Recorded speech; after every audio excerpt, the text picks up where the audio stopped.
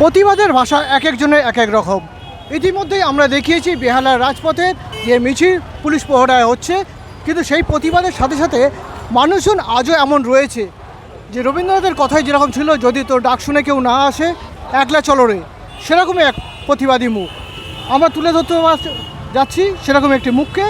সঙ্গে থাকুন সপ্তম নিউজের। আমি সমীরণ আছি আপনাদের সাথে।